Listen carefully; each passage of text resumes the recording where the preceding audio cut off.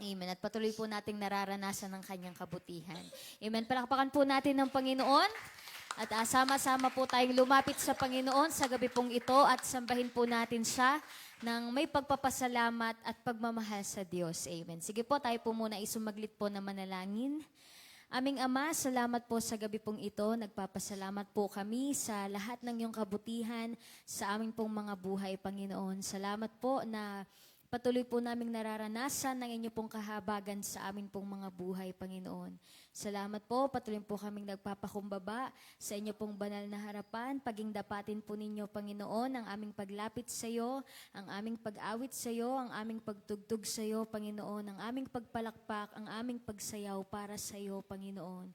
Salamat po, Panginoon, ikaw ay Diyos ng mga Diyos, Hari ng mga hari at Panginoon ng mga Panginoon at karapat dapat kang sambahin, papurihan at pasalamatan sa gabi pong ito, Panginoon. Salamat po sa lahat ng iyong kabutihan sa aming mga buhay, Panginoon. Salamat po sa maganda po ninyong gagawin sa buhay ng bawat isa sa amin, Panginoon. Salamat sa iyo pong kapurihan, ang pasasalamat at pagdakila sa pangalan ni Jesus. Amen and amen. Amen. Salamat po sa Panginoon. Tunay ng ating Diyos po ay mabuti palagi. Amen po. Kaya naman awitan po natin siya, sambahin po natin siya sa gabi pong ito. Amen.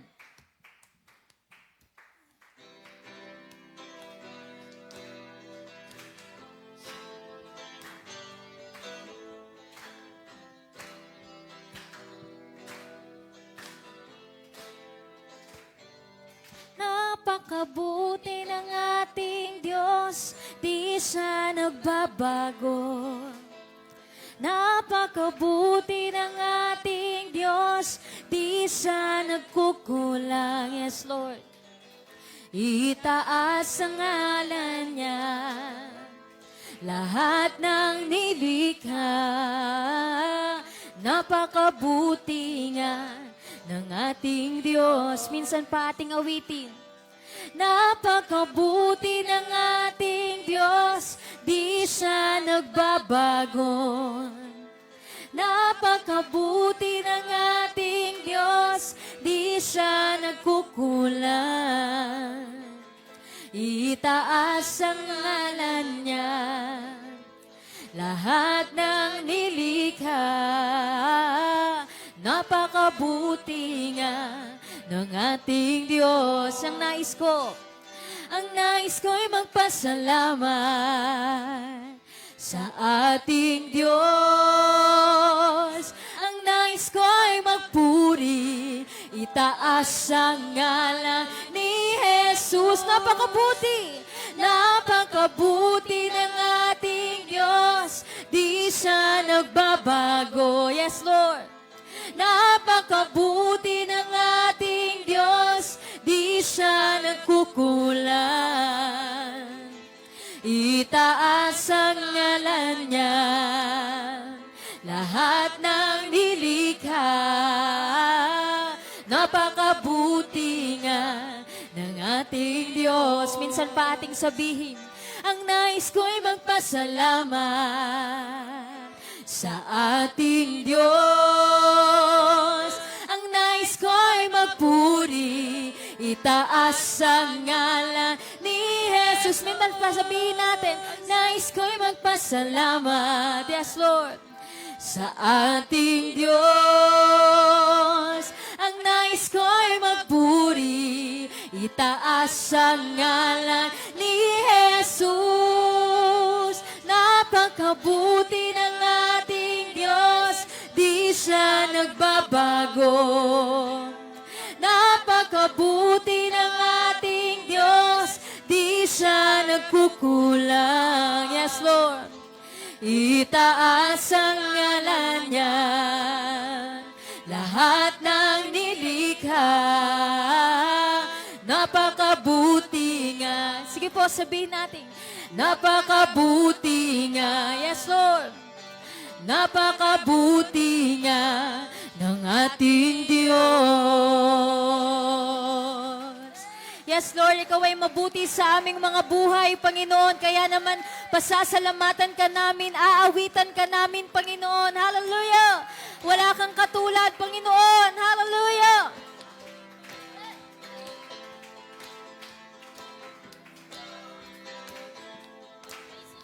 Wala na ngang ibang katulad mo. Wala na ngang iba na hihigit pa sa'yo. Ikaw ang Diyos magpakailanman, ang may likha ng lupa at kalangitan. Wala na ngang ibang katulad mo. Sige po, awitin po natin yan sa Panginoon. Wala na ngang ibang katulad mo. Wala na ngang iba na hihigit pa sa'yo. Ikaw ang Diyos magpakailanman, ang may likha ng lupa at kalangitan. Wala na ngang ibang katulad mo sa puso ko. Sa puso ko, ikaw lamang ang maghari at manahan, ang siyang sumakop sa aking kalooban.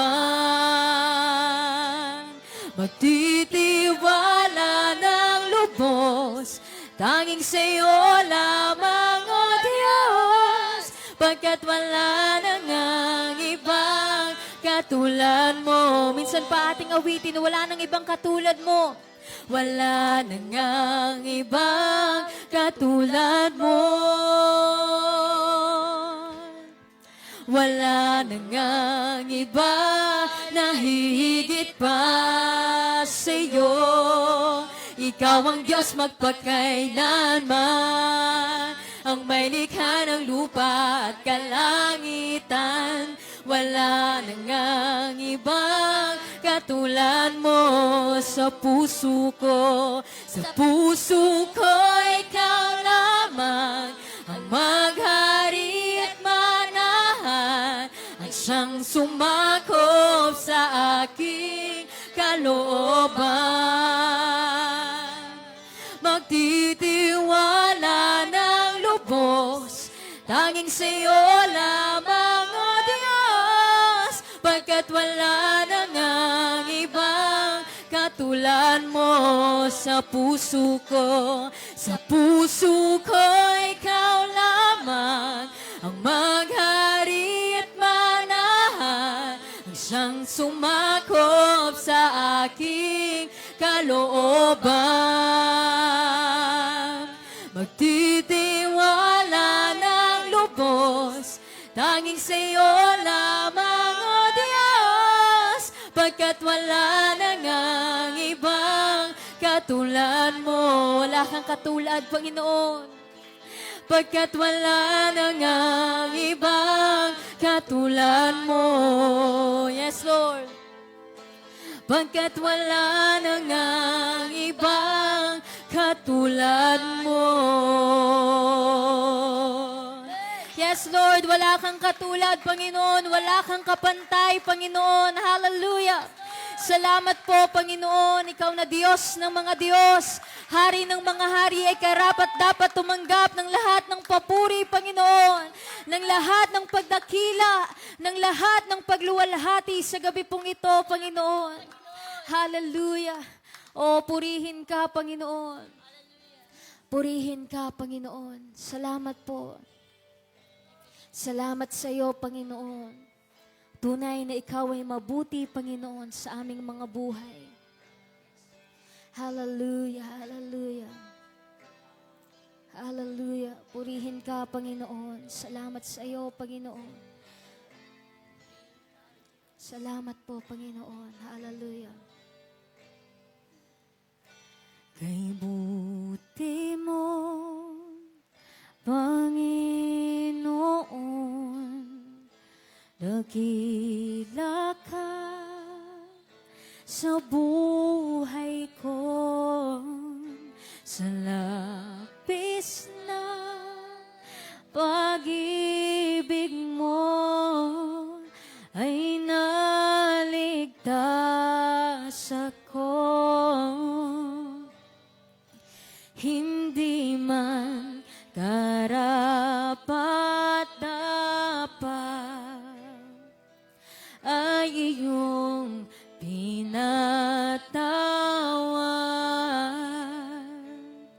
at binigyan mo pa ng tinig. Tinuruan mo umawit, kaya ngayon ang puso isip ko'y isang sinasambi.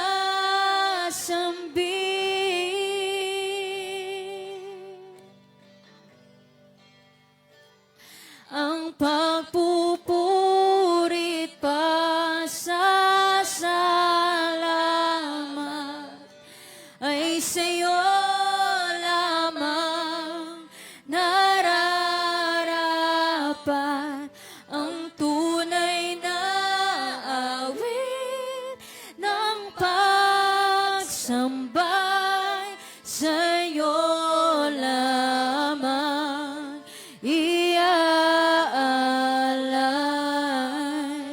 Jesus. Yes, Lord, sa ilamang po, Panginoon. Kay buti mo, Panginoon, dakila ka sa buhay ko, sa labis na pag-ibig mo ay naligtas ako. Hindi man karapat-dapat ay iyong pinatawad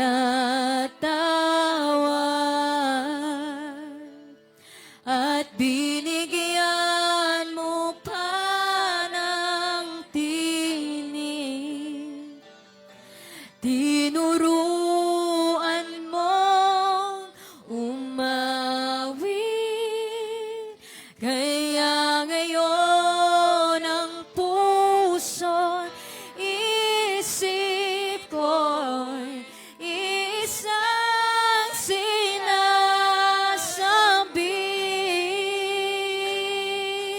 Yes, Lord. Ang pagpupurit pa sa salamat ay sa'yo lamang nararapat. Ang tunay na awit ng pagsambay sa'yo lamang iaalay. Ang pagpupurit pa sa salamat ay sa'yo lamang nararapat. Ang tunay na awit ng pagsambay sa'yo lamang iaalay. Ang pagpupurit pa sa salamat ay sa'yo lamang nararapat. Yes, Lord. Tunay na awit ng pagsambay sa'yo lamang iaalay, Jesus. Sa'yo lamang po, Panginoon, namin iaalay ang lahat ng papuri, Panginoon. Ang lahat ng pasasalamat at ang lahat ng pagdakila sa gabi pong ito, Panginoon. Purihin ka, Panginoon, ikaw na Diyos ng mga Diyos. Karapat dapat kang tumanggap ng lahat ng papuri, ng lahat ng pasasalamat, Panginoon. Hallelujah! Oh, purihin ka, Panginoon. Purihin ka, Panginoon. Salamat sa iyo, Panginoon. Salamat po. Salamat sa iyo, Panginoon. Tunay na ikaw ay mabuting Diyos sa aming mga buhay, Panginoon. Salamat po, Panginoon. Salamat po. Salamat sa iyo, Panginoon. Salamat po. Purihin ka sa gabi pong ito, Panginoon. Dakilain ang ngalan mo, Panginoon. Dakilain ka sa gabi pong ito. Salamat po, Panginoon, na patuloy kang may gagawin sa buhay ng bawat isa, Panginoon. Patuloy kang gumagawa sa aming mga buhay sa gabi pong ito, Panginoon. Salamat po sa mga panalangin na tinugon mo na, Panginoon. Salamat sa iyo, Panginoon. Salamat po. Ikaw na makapangyarihang Diyos na kumikilos sa aming kalagitnaan sa gabi pong ito, Panginoon. Salamat po, Panginoon. Salamat po. Purihin ka, sambahin ka at pasalamatan ka sa gabi pong ito, Panginoon. Wala kang katulad, wala kang kapantay, Panginoon. Hallelujah. Sa iyo po ang pinakamataas na papuri, pagsamba at pasasalamat sa gabi pong ito, Panginoon. Tanggapin po ninyo, Panginoon. Hallelujah. Ang papuri ng iyong mga anak, Panginoon. Hallelujah. Oh, purihin ka, Panginoon. Hallelujah. Salamat po, Panginoon. Salamat po. Salamat po sa pangalan ni Jesus. Ang lahat ng tinugon na ng Diyos sa gabi mong ito ay sumigaw ng malakas na Amen.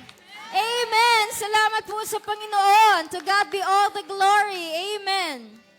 Amen. Sige po, makakaupo na po ang bawat isa sa atin. Salamat po sa Panginoon. Amen. Ayan, praise the Lord po. Ano po, ayan, salamat po sa Panginoon na patuloy po siyang may ginagawa sa ating mga buhay. Amen po. Ayan, salamat po sa Panginoon dahil nandito po ang bawat isa at patuloy po nating ipinagpapasalamat sa Panginoon na tayo po ay buhay pa. Amen po. At tayo ay iniligtas ng Panginoon sa anumang po pwedeng mangyari sa atin sa mga nakaraang araw. Amen po. Ayan, ako po ay, sige po, dako na po tayo sa pagpapasalamat po natin sa Panginoon. Ayan, ako po ay nagpupurit, nagpapasalamat sa Panginoon sa kabutihan niya po sa akin pong buhay. Ayan, salamat po sa Panginoon na tunay nga po na ang Diyos ay mabuti at tapat po sa buhay po ng bawat isa sa akin. Especially po sa akin kasi ako po yung may hawak ng mic.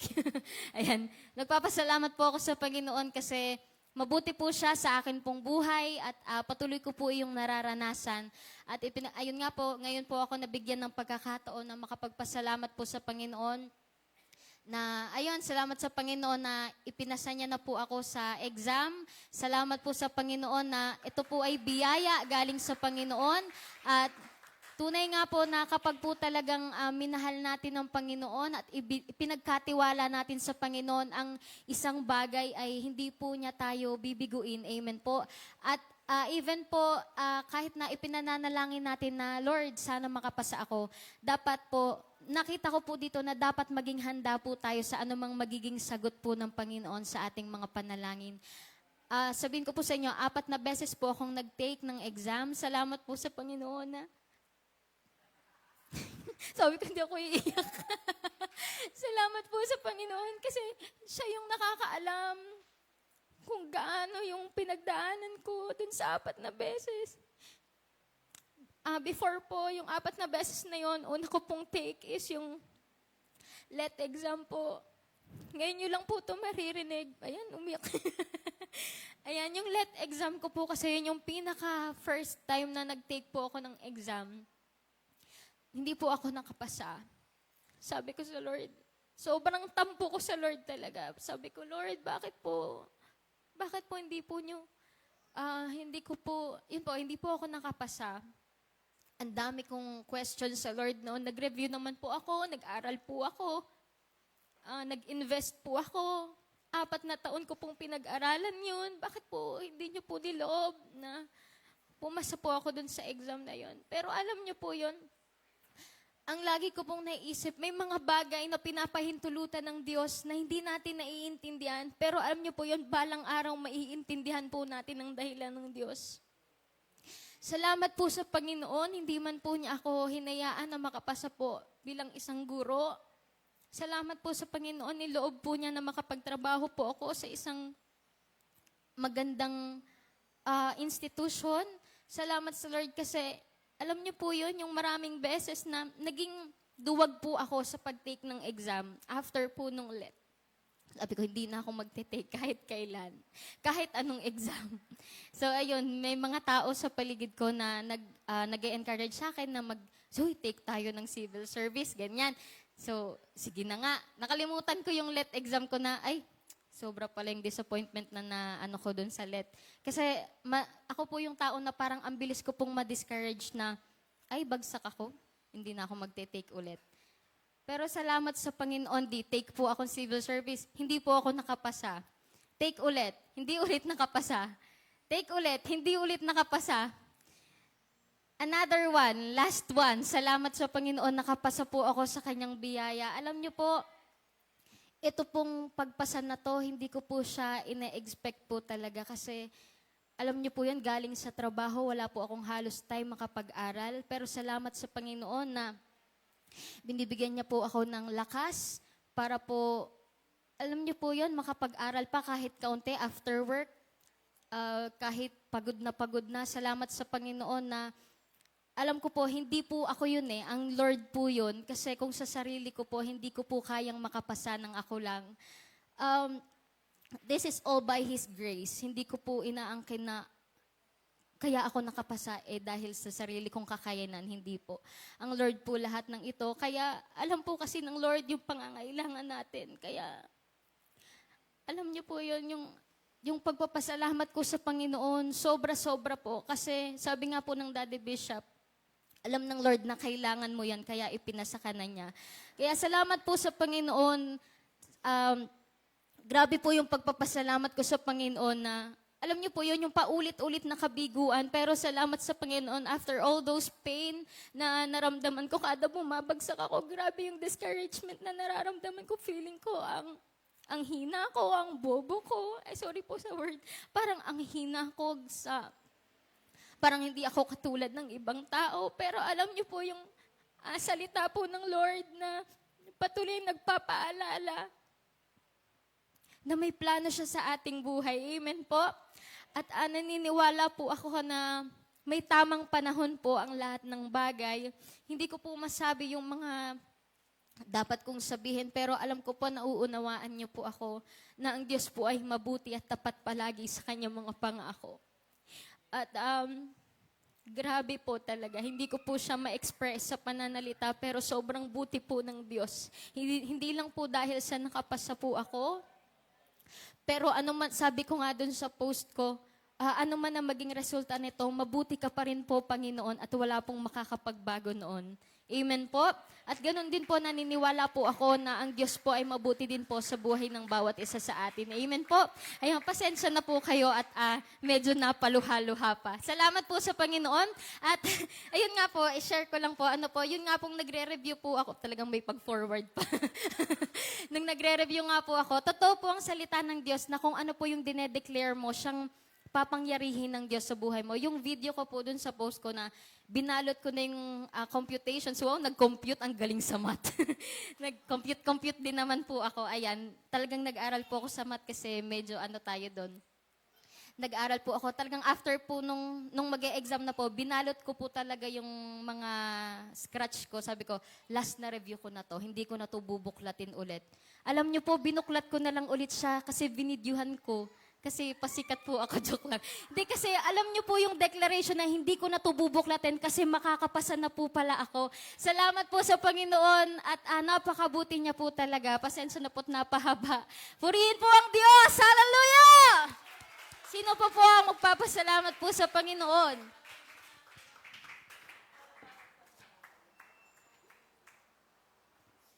Pagpalang gabi po sa ating lahat. Purihin po ang Panginoon. Ako ay nagpupurit, nagpapasalamat sa Panginoon. Kasi kung sayang-saya siya, mas sayang-saya ako. Kasi alam niyo po ba, nilalambing ko sa Diyos yun. Kasi nakita ko kung papaano yung hirap, pagod niya. Bilang nanay, kitang-kita ko yon at naiiyak ako. At sabi ko, Lord, naglambing na ako sa Panginoon. Lord, nilalambing ko na po sa iyo. Sabi ko, ibigay mo na po ang katagumpayan kay AJ. nais po namin makita yung pangalan niya. Yung sinabi ko, Pescasio Arcel Joy. Makita na namin, mabasa na namin. Purihin ang Diyos, pinangyari ng Panginoon. Amen. Masarap maglambing sa Panginoon. Ayun, nilalambing ko na po, Lord, na ito po ay papangyarihin mo na po. Kaya salamat sa Panginoon. Alam niyo po ba na napakasarap maglambing sa Panginoon? At ideklara mo lang kung ano yung gusto mong mangyari. At kita ng Diyos yun. Kita ng Diyos yung pagod, yung hirap na AJ. Salamat sa Panginoon na pinagbulayan pa nga namin nung nagturo ako nung Sabado, yung every good and perfect gift is from above. Ayun. Pinaalala ng Diyos yun sa akin nung lumabas ang pangalan ni Ate AJ. Sabi ko, Lord, ito na yun. Purihin po ang Panginoon. Ito ay galing sa iyo. Ito ay kaloob mo. Kaya salamat sa Panginoon. Salamat sa Panginoon talaga. Talagang sobra. Hindi, kumbaga yung nag-uumapaw na kasiyahan, marami mang nangyari na pangit na bagay, pero pinalitan ng Diyos ng sobrang kagalakan. Amen. Na buong isang linggo yata, damdam mo yung kabutihan ng Diyos. Sa pagtitingin mo dun sa post na yun, ay talagang yung nag-uumapaw na kagalakan, yung mararamdaman mo. Kaya salamat sa Panginoon. Sobrang napakabuti ng ating Diyos. Amen. Masarap maglambing sa Panginoon, kaya maglambing na kayo.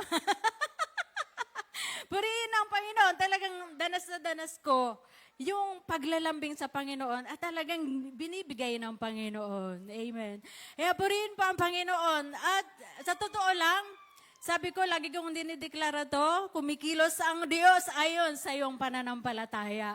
Amen. Kaya purihin po ang Panginoon at nagpapasalamat ako sa Panginoon na siya'y sobrang napakabuti. Alam niyo po ba na yung dumaan man yung bagyo, di ba? Purihin po ang Panginoon. Hindi man tayo siyempre nalulungkot tayo, nagbabahaan na sa ibang lugar.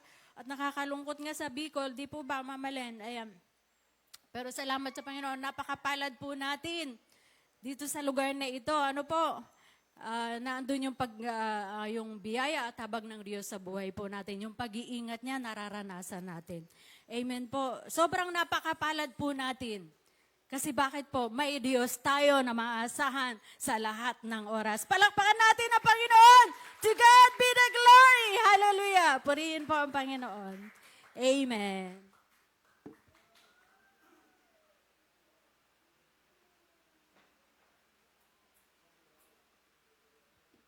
Amen. Magandang gabi po sa ating lahat. Ayun, nagpapasalamat din po ako sa Panginoon dahil, ayun, pinagaling niya na po ako. Tsaka po, isa sa pinagpapasalamat ko nga po sa Panginoon, si La Papa po sa Bicol. Dahil, totoo po yun na naka-experience po sila ng pagbaha at nag-evacuate pa nga po sila sa kapitbahay. Medyo mataas-taas kasi yung kanilang lugar. Pero, baha pa din. Yung in-evacuatean po nila hanggang dito rin yung tubig. At nung nag-video nga po yung kapatid ko, sinend po sa akin, si Papa po ay parang naawa ako bigla kasi nga nakatungtong sa upuan para lang hindi sumayad yung paa sa tubig. Sabi ko hindi ko naman masabi na, ba't kasi umuwi pa kayo? Hindi, pero syempre po kasi hindi naman natin alam kung ano yung po pwedeng mangyari. At naniniwala naman po ako na kalooban po ng Panginoon na makauwi pa rin po si Papa sa Bicol. At yun nga po, iningatan naman po siya ng Panginoon sa kanilang pag-uwi po. At sabi nga ng pastor, maigi na rin na nakauwi ang papay kasi nga mas mag-aalala siya kung nandito siya doon sa Bicol. Kasi ang paras po sila ni Mama, ang laging nasa isip po nila pag nandito po sila yung mga tao sa Bicol. Ayan, kaya napanatag naman na po ako doon kasi nga, totoo naman po yun, mas mag-aalala si Papa kapag nandito siya. At sa ngayon po ay gusto na po niyang bumalik dito. Wala lang maghatid at gusto magpasundo. Sabi ko ay mag-antay-antay at wala pa tayong pamasahe. Gusto na po niyang bumalik dito. Ayan, yun po ang totoo. At alam niyo po ba yung dahilan kung bakit siya umuwi doon? Para lang magbilad ng palay na inani. Yan lang yung gusto niyang gawin. At nung nakatapos siya magbilad, yun, gusto niya na bumalik dito. Yun po, salamat po sa Panginoon. Napakababaw ng kaligayahan ni Papa. Sa kagustuhan niya lang na makauwi po ng Bicol. Kaya, yun po, nagpapasalamat po ako sa Panginoon dahil ligtas po sila doon. Tsaka po, tayo din po dito, ligtas po. At syempre po, kasi doon sa Bicol po, may mga part po doon na talagang bubong na lang yung kita. Narating yun ni Ronnie, may pinuntahan kaming kaibigan ko po na malapit sa school. Yung school nila ay bubong hanggang bubong talaga yung tubig. At talagang na-wash out yung lahat ng laman ng ano. At ngayon nga po sabi niya, katakot-takot na paglilinis yung ginagawa po nila. So, ganun po tayo kapalad dito, di ba po? Talagang sobrang blessed po natin na tayo po ay naandito sa mataas na lugar. At masasabi ko rin naman pong blessed din po sila kasi nga po, naniniwala po tayo na yung sabi nga po, di ba, all things naman nangyayari para po, may rason po ang Diyos kung bakit. Tama po ba? Gusto ng Diyos kasi na lumapit yung mga tao sa Kanya. Tama po ba? At may mga rason palagi ang Panginoon. Kaya patuloyan po akong, yun nga po, nagpapasalamat ako sa Panginoon at nabanggit ko rin po yung sa mga kapatid ko, maging sa mga pamangking ko, na talagang tulungan ang sarili na ilapit sa Panginoon ang kanilang buhay. Kasi nga, kailangan natin ang Panginoon araw-araw. At yun po, salamat sa Lord sa mga salita niya na naibigay niya po sa akin para po maibigay ko rin po sa mga mahal ko po sa buhay. At yun po, salamat din sa Panginoon dahil yun po, patuloyan pong binibigyan din ng kalakasan ng katawan ng Papa. At ayun po, sa mga blessing din po na patuloy niya pong ipinaparanas po sa amin. Amen. To God be the glory po. Purihin ang Panginoon.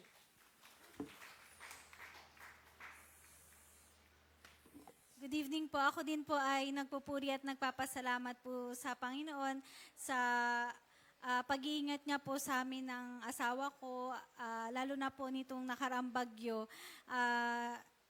Pati po doon sa aking mga kamag-anak po sa Laba, kasi po nagbaha po doon. Hindi ko po makontak yung tita ko. Hindi po yun siya makalakad po. May polio yung tita ko. So, alalang-alala po ako. Wala pong, kahit yung mama ko, hindi niya makontak yung tita ko. So, ayun po, nagpapasalamat po ako sa Panginoon. Ang ginawa ko na lang po ay nagdasal po ako kasi wala naman pong magagawa yung pag-aalala ko kasi walang makakontak sa kanya po, walang ano. So, ang inaalala ko po kasi, hindi siya makalakad po So, pag bumaha po, baka malunod siya. Yun naman naisip ko.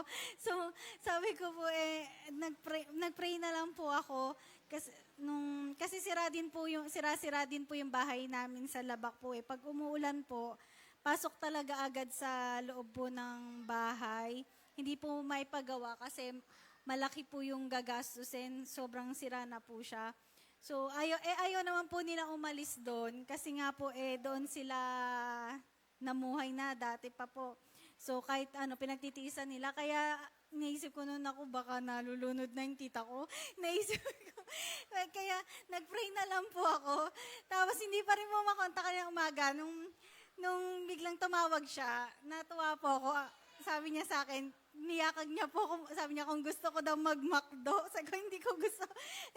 After mag-alala, yung pala, wala lang, hindi daw pinasok yung bahay nila. Nagpasalamat po ako sa Panginoon kasi po, hindi po binaha ang bahay. Sabi niya, hindi daw siya nabasa, hindi daw nabasa ang paa niya. Tinanong ko siya po. So, yun po, napapasalamat po ako sa pag-iingat ng Panginoon, pati na pinagkakalob niya po sa atin, pati na rin po sa kagalingan po ng aking asawa po. Okay, hindi na po siya nilalagnat, ubo na lang po. Yun po, salamat po sa Panginoon.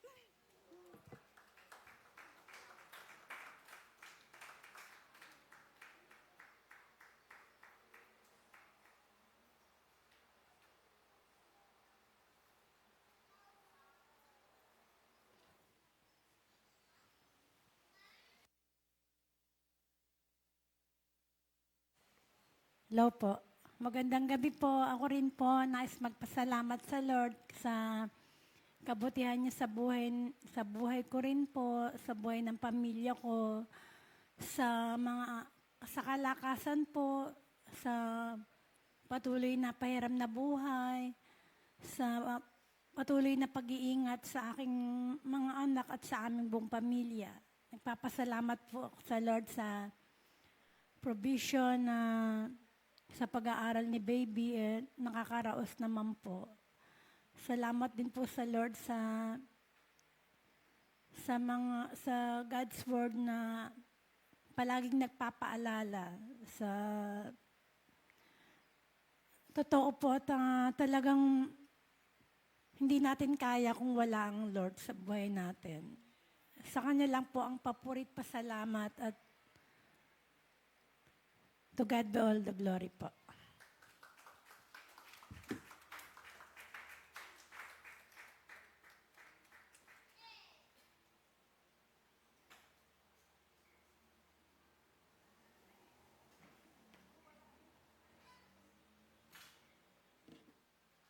Ayan, magandang gabi po sa lahat. Ako din po ay nagpapasalamat kay Lord sa patuloy na kahabagan niya po sa buhay ko at sa pamilya ko po.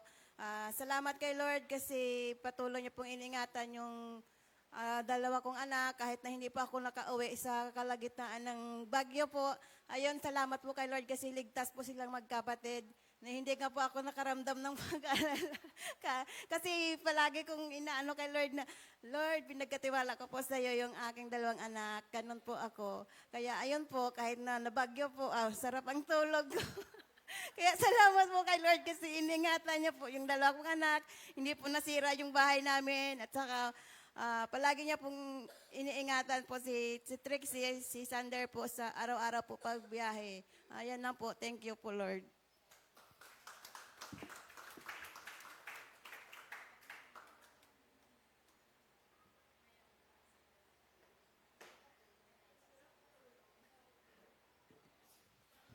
Gandang gabi po. Ako rin po nagpapasalamat sa Lord sa pag-iingat niya sa akin, sa amin doon sa Quezon kasi medyo malakas din yung hangin doon. At yun, yung pag-iingat sa akin pabalik dito sa Cavite. Yun, bagamat medyo na-stranded ng konti. Konting-konti lang naman doon sa may sungay kasi yung daming landslide.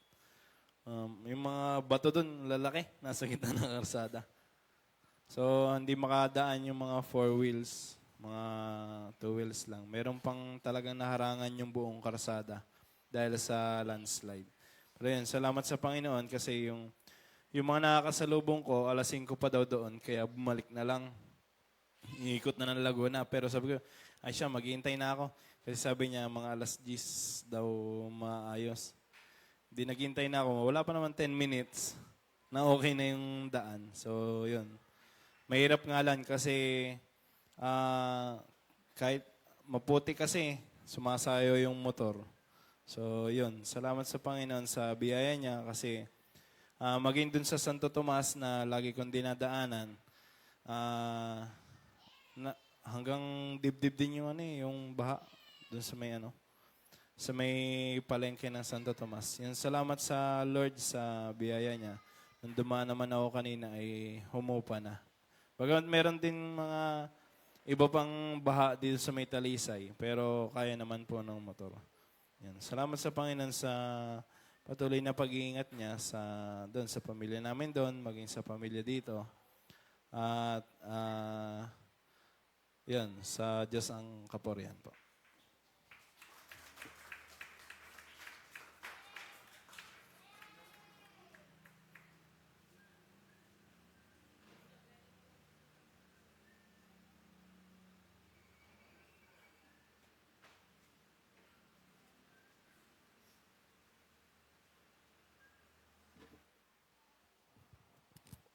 Praise God. Magandang gabi po sa bawat isa sa atin.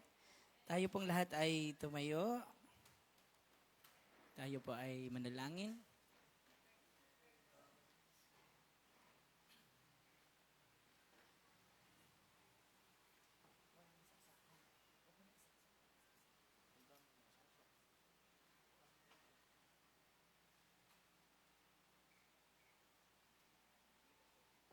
Praise God. Kumusta po ang bawat isa sa atin? Sige po, tayo po ay saglit na manalangin. Sa iyo po, aming Ama, ang pinakamataas na papuri, pagsamba at pasalamat sa gabi pong ito. Kami po ay nagpapakumbaba sa iyong banal na harapan at humingi po kami ng tawad sa anumang aming mga naging pagkukulang at mga pagkakasala sa iyo, Panginoon. Batid po ninyo, O Diyos, ang aming buhay, ang laman ng aming puso't isipan ay hindi po namin maitatago sa iyo. Ama, salamat po sa iyong kahabagan sa buhay po ng bawat isa sa amin. Salamat po, Ama, sa mga patutuo ng iyong mga anak. Patunay na kayo pa rin ang Diyos na gumagawa sa aming mga buhay. At patuloy na may ginagawa sa buhay ng bawat isa. At ngayong gabi, hinihiling po namin na kami po ay muli po ninyong samahan. At dalangin namin, O Diyos, na paturian po kayong mangusap at magsalita sa aming kalagitnaan sa pamamagitan po ng mensahe po ng iyong mga salita ngayong gabi. Ama, minsan pa ikaw lamang ang siyang madakila, maitaas, maluwalhati, maparangalan, masamba, mapapurihan at mapasalamatan sa gabi pong ito. Sa ngalan po ng aming Panginoong Hesus, ito pong aming panalangin. Ang lahat po ay magsabi ng Amen. Amen. Purihin po ang Panginoon. Sige po, tayo po ay makakaupo na po.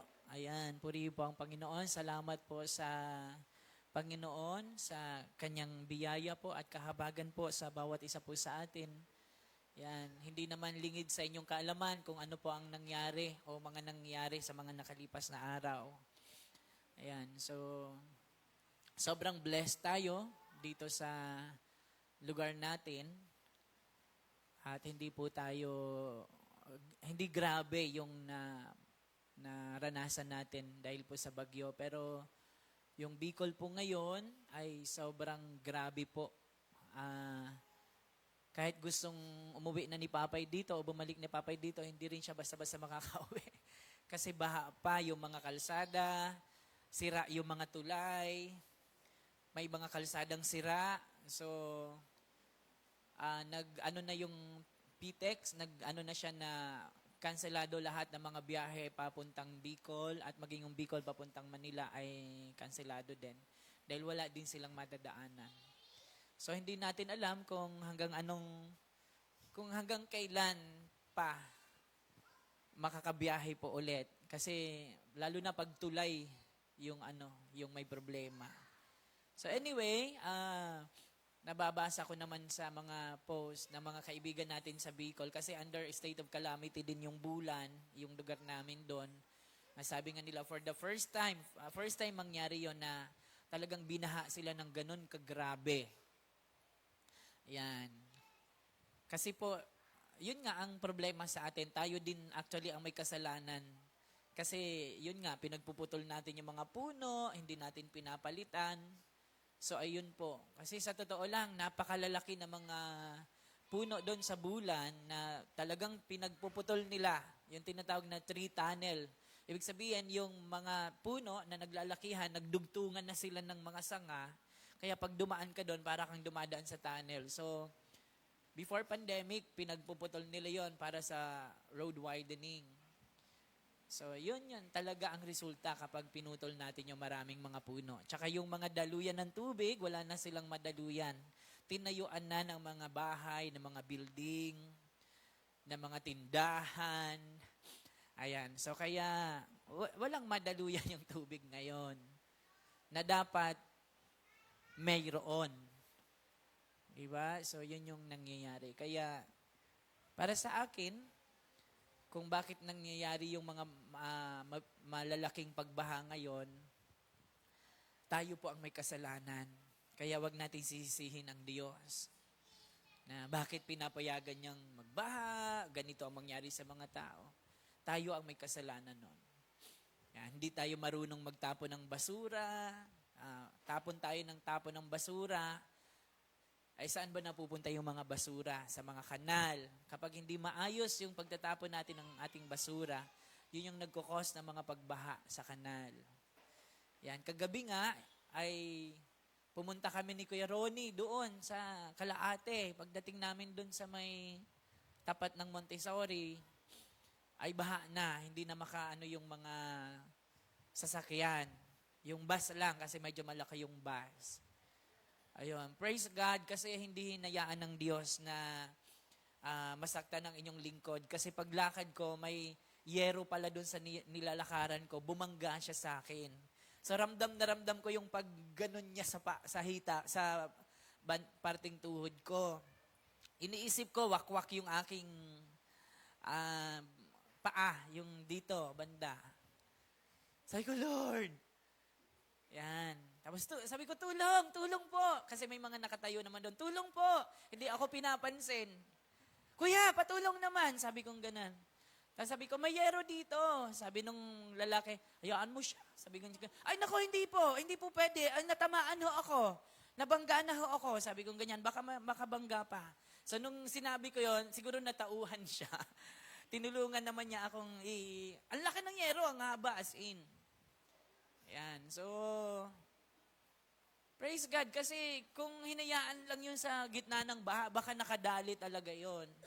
So, praise God. Pagtingin ko sa, sa tuhod ko pagdating kina ate, yan, may konting dugo-dugo siya. Tapos nung hating gabi na, habang nakahiga na ako, hinahanap ko yung sugat. Hindi ko makita. Ay, nasaan yung sugat ko? Alam ko may sugat ako eh. Oo, may sugat talaga. Di ba nakita nyo naman nung pinisil natin, parang pinapadugo, parang mahugasan siya. So dumugo talaga siya. Nung hating gabi na, hinahanap ko siya, hindi ko makita. Kaya nung umaga nakita ko, kapiraso lang naman. So purihin ng Diyos, iningatan pa rin po tayo ng Panginoon. Amen? Ang Diyos po ang siyang nag-iingat, hindi po ang Sierra Madre. Totoo, yun nga, kasi maraming nagpapasalamat sa Sierra Madre. Purihin ang Diyos sa Sierra Madre. Salamat. Kasi yun yung nagsisilbing proteksyon para hindi umapaw yung tubig, hindi tumaas yung tubig, laban sa kung tumaas man ang tubig, walang-wala tayo sa tsunami, di ba? Pero purihin ng Diyos, yun yung ginawa ng Diyos para maging proteksyon. Pero hindi talaga siya actually yung dapat nating pasalamatan. Ang Diyos, syempre. Diba? Sabi nga sa Awit 121, sa gawin ng bundok, tumingin ako. So, tingin ako sa Sierra Madre. Bundok ang Sierra Madre eh. Sa gawin ng bundok, tumingin ako, saan manggagaling ang aking saklolo? Sabi ng salmista. Sabi niya, my help comes from the Lord, the maker of heaven and earth. Ang saklolo ko, ang tulong ko ay manggagaling sa Diyos na lumikha ng langit at lupa, na lumikha ng Sierra Madre. Amen? So, we thank God for Sierra Madre. Hindi sa Sierra Madre lang. Kailangan maintindihan natin yan. Amen po? Ayan, purihin po ang Diyos. Palapakan natin ng Panginoon. Okay, so ngayon po ay nasa Leviticus chapter 8 po tayo. Okay, ang pamagat po nito ay the solemn consecration of the priest's office. So sa Bible po, pag sinabi pong pari kasi, no, ito po ay saserdote. Malayong-malayo po ito sa kaparian na kilala natin at sa mga pastor. Kasi yung iba sinasabi nila na ito daw yung mga pastor ngayon. Hindi po. Malayong-malayo po. Okay? Iba ang gawain ng mga saserdote nung unang panahon. Talagang more on ritual sila. Kailangan nila ng mga ritual. Ngayon, hindi naman tayo nagre-ritual na. Tinapos na ng Panginoong Jesus. Amen? Okay, so sabi dito, ang pagtatalaga sa mga saserdote. Verse 1. Tama ba? Okay. Verse 1, sinabi ni Yahweh, okay, salitan po tayo sa pagbabasa ha, para makapagbasa din po kayo. Ako yung verse 1, kayo yung verse 2, then ganon, hanggang sa matapos. Basahin natin ang buong chapter. Verse 1, sinabi ni Yahweh kay Moises,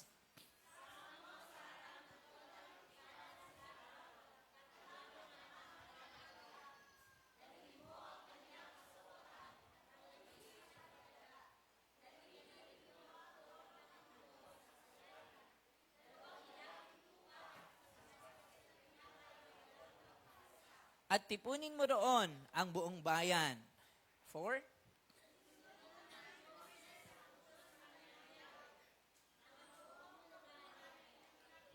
Sinabi ni Moises sa sambayanan na ang gagawin nila ay utos ni Yahweh.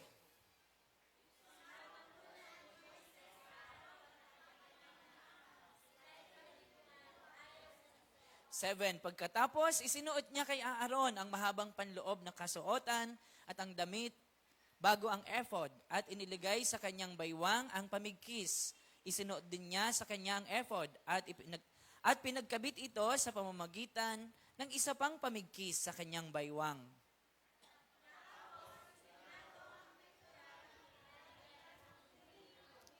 9. Sinuotan ng turbante at sa noon nila ikinabit ang palamuting ginto na may tanda ng kabanalan ayon sa iniutos ni Yahweh.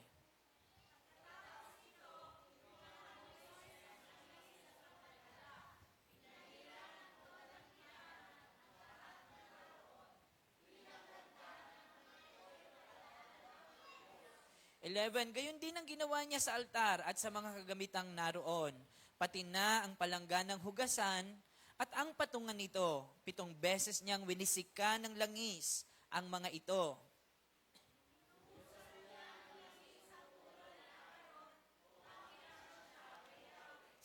Matapos italaga si Aaron, pinalapit naman ni Moises sa mga anak ni Aaron at sinuotan ng mahabang panloob na kasuotan. Binigkisan sa baywang at nilagyan ng turbante gaya ng iniutos ni Yahweh.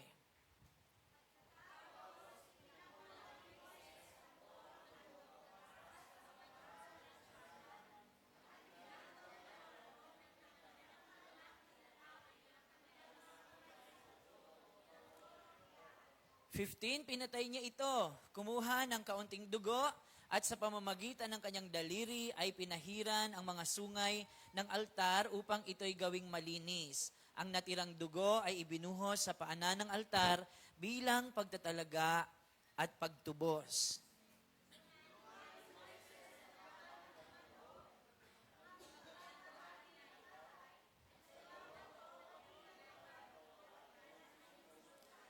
Ang balat, laman at dumi nito ay sinunog naman niya sa labas ng kampo, gaya ng iniutos sa kanya ni Yahweh.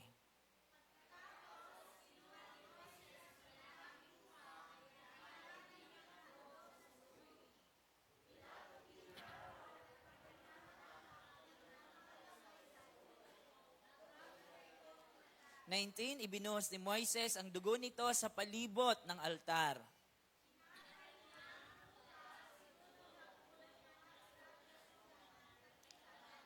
21. Hinugasan niya ang laman loob at mga hita nito at sinunog lahat sa altar bilang handog na susunugin, gaya ng utos sa kanya ni Yahweh. Ang usok nito'y naging mabangong samyo kay Yahweh.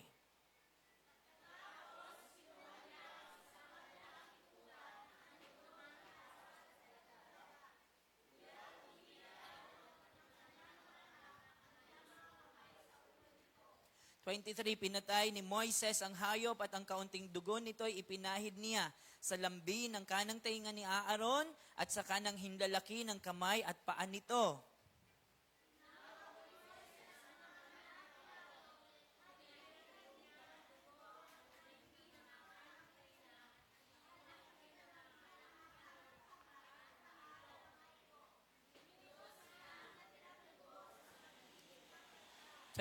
Pagkatapos kinuha niya ang taba ng buntot, ang tabang bumabalot sa laman loob, ang ibabang bahagi ng atay, ang 2 bato, pati taba nito, at ang kanang hita ng tupa.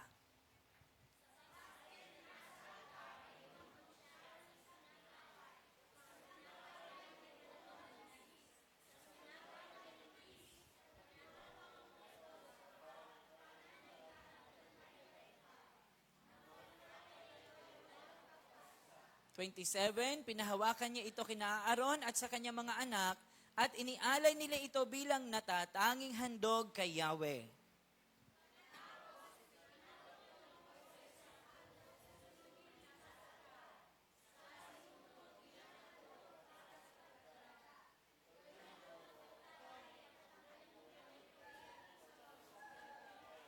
29, kinuha ni Moises ang parteng dibdib ng tupa at inialay bilang natatanging handog kay Yahweh. Ito ang kanyang bahagi sa tupang handog na pantalaga gaya ng iniutos sa kanya ni Yahweh.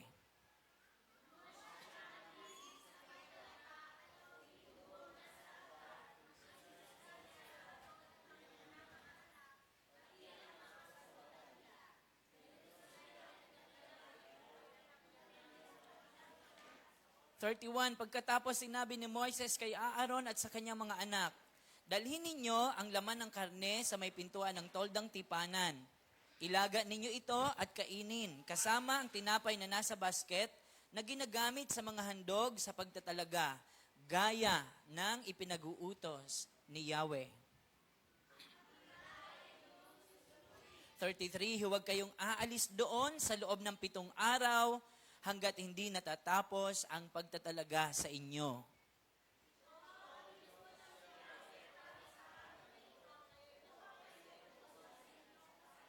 Sa loob ng 7 araw, araw-gabi kayong magbabantay sa may pintuan ng toldang tipanan. Ito ang utos ni Yahweh. Kailangang sundin ninyo ito upang hindi kayo mamatay. Sabay-sabay po tayo. 36, sinunod ni Aaron at ng kanyang mga anak ang lahat ng iniutos ni Yahweh sa pamamagitan ni Moises. Purihin po ang Panginoon. Ano po ang napansin nyo sa buong chapter na ito? Kagaya ng mga utos ng Panginoon, napakadetalyado. Diba? Hindi pwedeng hindi susundin. Kapag hindi sinunod, sabi doon, sundin ninyo ito upang hindi kayo mamatay. Grabe! Diba? Ibig sabihin, ang hindi pagsunod, pwedeng makamatay pag hindi mo sinunod. Ang sabi naman dito sa last verse na binasa natin, sinunod ni Aaron at ng kanyang mga anak ang lahat ng iniutos ni Yahweh sa pamamagitan ni Moises. Sabihin nga po natin, sinunod. So, ibig sabihin, wala silang hindi sinunod. Kasi kung meron silang hindi sinunod, baka namatay na sila sa hindi nila pagsunod. Di ba? So, nung unang panahon, pag hindi ka sumunod, di ba? So, dito makikita natin, napakahalaga ng pagsunod. Sabihin natin, napakahalaga ng pagsunod. Ibig sabihin na kung ano ang iniutos ng Panginoon, kahit ito ay napakakomplikado, di ba? Nakita natin, napakakomplikado, detalyado, pero sinunod pa rin ito ni Moises, ni Aaron at ng kanyang mga anak. Di ba? Pag sinabing napaka-komplikado, complicated, ibig sabihin hindi siya ganon kadaling gawin. Di ba? Mahirap sundin pero kailangan nilang gawin. Di ba nakita nyo naman yung mga proseso kung paano? Hindi madaling magkatay ng baboy. Di ba Bert, nakakapagkatay ka na ba ng baboy? Madali ba? Lalo na kung baka. Di ba? Baka, tupa. Ano pa yung mga kinakatay? Toro. Di ba? So mahirap pag yung nagpumipimiglas. So dito, ang pamagat natin ay the solemn consecration ng mga anak ni Aaron at ng kanyang mga anak. Sabihin natin consecration. Pag sinabing consecration ay pagtatalaga. Okay? Sa ibang salin, tiningnan ko yung salita sa ibang salin ng Bible ay ordination. Ino-ordain. Nung ako ay nasa Catholic Church, nakakita ako ng kung paano i-ordain ang mga pari. Yan. So nakatayo sila sa gitna. Then, sinusuotan sila ng kanilang magiging yung sutana. May mga tawag dun pagkagaya ng ipapakita natin mamaya. May mga tawag yon kung ano yung unang isusuot, yung pantaklob. Yan. Parang ginaya nila dito. Di ba? Then nakadapa yung paganyan dito sa yan ganyan. yung may ceremony din na ginagawa. 'Di ba? Merong mga seremonya din na ginagawa. At hindi madali. Okay? So pag sinabing consecration, sa ibang salin ay set apart. Sabihin natin set apart. Ibig sabihin, ibinukod, inihiwalay para sa isang natatanging gampanin. Yan. Okay? Ibinukod, inihiwalay kasi meron silang natatanging tungkulin o kailangan nilang gampanan. Although, pag binasa niyong mabuti ang Biblia, lahat ng mga kalalakihan mula sa lahi ni Levi or ni Levi, sila po ay nakadedicate sa paglilingkod. Sabihin natin, dedicated for service to God. Okay, lahat ng mga kalalakihan ay naka-dedicate sila sa paglilingkod sa Diyos. Pero, tanging yun lamang lahi ni Aaron, mula sa lahi ni Aaron, ang maaaring maging mga saserdote. Okay? Hindi ibig sabihin na Levita ito ay pwede siya maging saserdote. Mula lang sa lahi ni Aaron ang maaaring maging saserdote. They alone had the honor and responsibility of performing the sacrifice. Mula lang sa lahi ni Aaron, manggagaling ang pwedeng gumanap sa mga pagsasakripisyo. Okay? So ito pong ceremony na binabanggit po dito sa Leviticus chapter 8, tapos ang karugtong nga ay nasa chapter 9, ito yung tinatawag na ordination ceremony or consecration ceremony. Yan, si Aaron po at ang kanyang mga anak, nabasa natin, kailangan silang paliguan. Hindi ba sila marunong maligo? Yan, may magpapaligo sa kanila. So, kailangan silang paliguan, ano pa?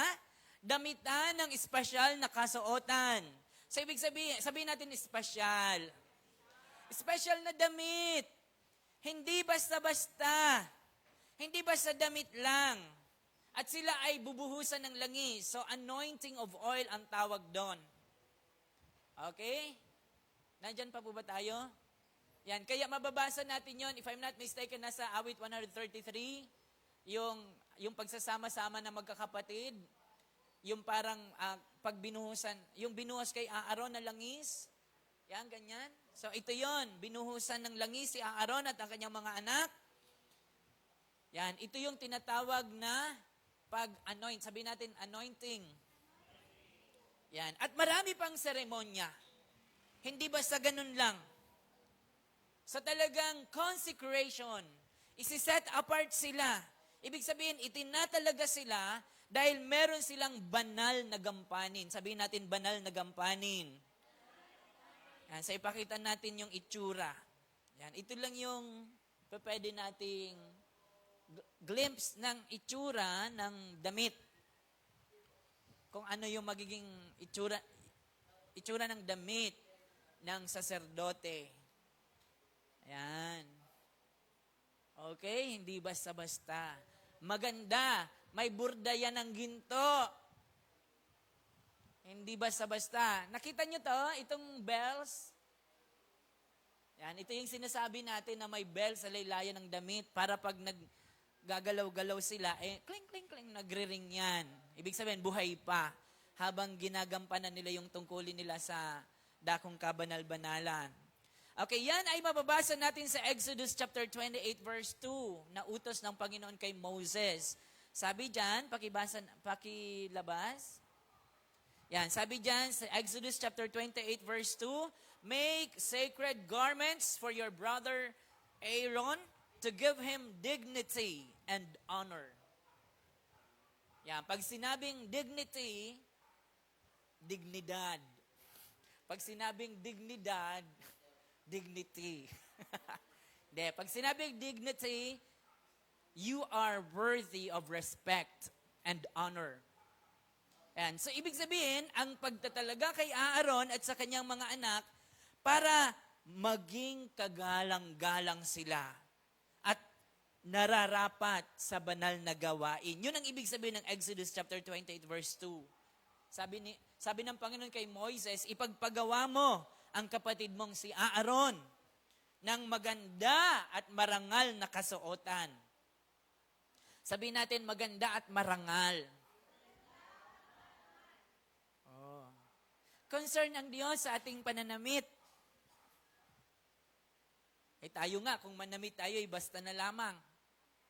Di ba? Alam nyo, meron akong kilalang sekta na kapag kahit ordinary day ng kanilang pananambahan, naka-Amerikana sila, naka-Pilipinyana sila, yung mga deacon, yung mga ushers, makikita nyo dyan sa mga sa pintuan, naka-Pilipinyan. Tayo, basta na lang, naka-t-shirt, okay lang, naka-shorts, okay lang. Sasabihin natin, hindi naman nakatingin ng Diyos sa pananamit. Sa puso naman siya nakatingin. Abay, oo nga. Pero kung ano ang laman ng ating puso ay siyang magre-reflect sa ating panlabas na mga ginagawa. Nandyan pa po ba tayo? So ito'y iniutos ng Diyos kay Moises para si Aaron at ang kanyang mga anak nagaganap ng isang mahalagang gawain ay magmukha silang kagalang-galang.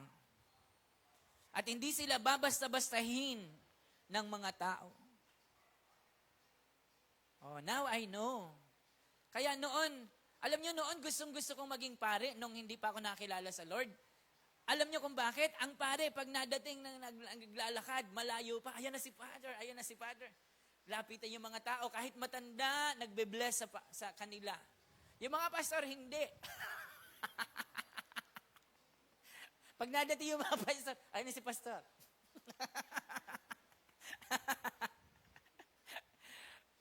Lalo na ako yung itsura ko. Diba? Pag magkasama kami ni Kuya Darius, mas siya pa yung napapagkamalang pastor. Ako yung sakristan. Nandyan pa po ba tayo? Okay. Sabi dyan, anong sinabi doon? Bakit pinagpagawa ng maganda at marangal na damit si Aaron at ang kanyang mga anak? Kasi sila ay para maging karapat-dapat sila sa kanilang banal na gawain. Sabihin natin, banal na gawain. Okay, this shows that holiness came from God alone. Sabihin nga po natin, kabanalan. Banal kasi ang Diyos. Amen? At gusto niya ang kanya mga lingkod ay mamuhay ng may kabanalan. So ngayon, ang tanong, bakit kailangan ng saserdote nung panahon na yon? Ang mga saserdote po kasi, sila po yung gumaganap bilang mga tagapamagitan sa Diyos at sa tao nung mga time na yon.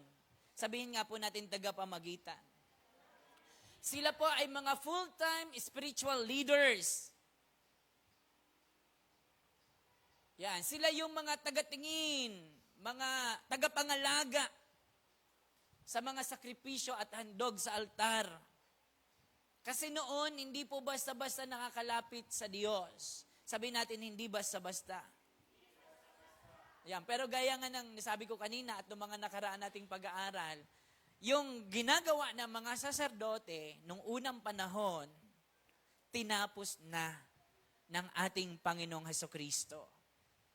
Amen? Yung mga ritual, tinapos na yun ng ating Panginoon. Hindi na natin kailangan siyang gawin ngayon. So itong pinag-aaralan natin, ano ba ang kahalagahan nito? Bilang sina Aaron at ang kanyang mga anak ay itinalagang mga saserdote. Bakit hindi yung mga anak ni Moises? Bakit hindi yung iba? Bakit si Aaron at ang kanyang mga anak ang itinalagang mga saserdote? So sila ay pinili ng Diyos. Meron silang mga special duties and responsibilities na wala sa ibang mga Levita, na wala sa ibang mga itatalagang saserdote.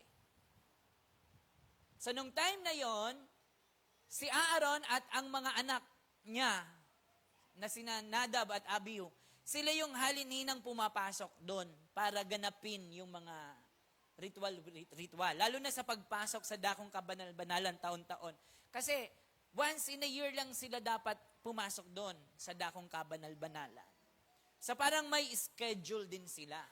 Hindi palaging si Aaron, may naka-assign din.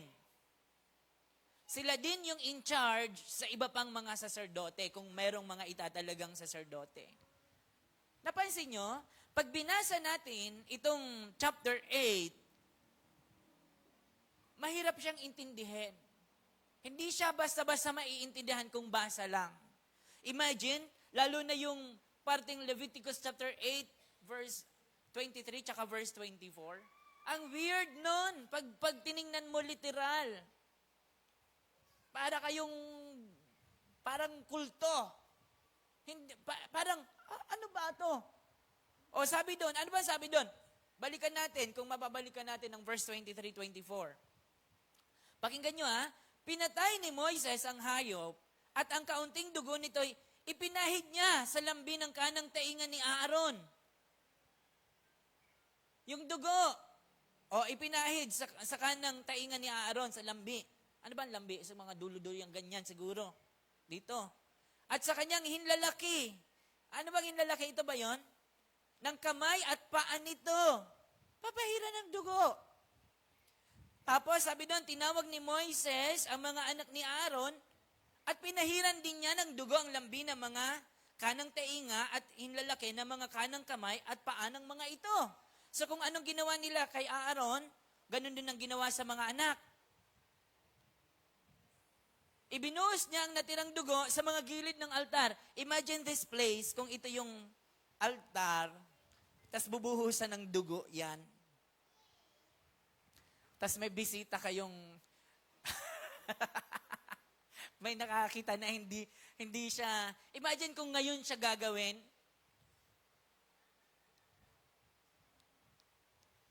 Nandyan pa po ba tayo? Ipakita natin yung yung itsura, yan. Yan, sige pa. Ayan. So, parang gano'n, no? Yun. Okay. Sample picture lang yan para at least may idea tayo na ano ba ang itsura. Maaaring hindi talaga ganito, pero at least meron tayong glimpse na, ganun pala ang pagtatalaga. Kaya minsan, pag meron tayong mga dedication ng leaders, minsan pinapatayo tayo dito. Diba? Para ipanalangin. So very simple, simple lang na parang seremonya.